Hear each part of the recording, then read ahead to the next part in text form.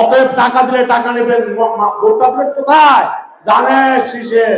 এখন বর্তমানে আমি এলাকায় দেখতেছি বিকাশ, প্রত্যেক ঘরে ঘরে যাচ্ছে বিকাশ। কে? জামাতের তারা। বিকাশ এই টাকা আপনারা নিয়ে নেবেন, কারণ হলো আপনার হক আমার হক। এইগুলা তারা আগে মাল্টিপারপাস করে আমাদের অনেক ঘর থেকে এই টাকা নিয়ে গেছে, লাখে 3,000 টাকা দিব বইয়া নিচে না মামুনেরা। অতএব এই টাকার হক আমাদের, আপনাদের। অতএব টাকা দিলে টাকা নেবেন, ভোটটা কোথায়? ধানের শীষে।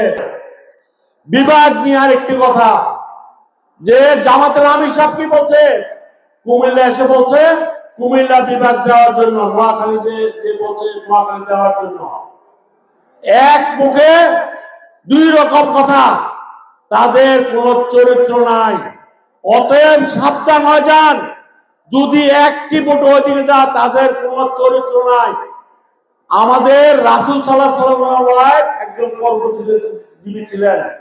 জামাতের আমির কি বলছেন? আমাদের মা বোনদেরকে একটি খারাপ ভাষা বলেছিলেন। আপনার ঘরে তো আপনার মা বোন আছে।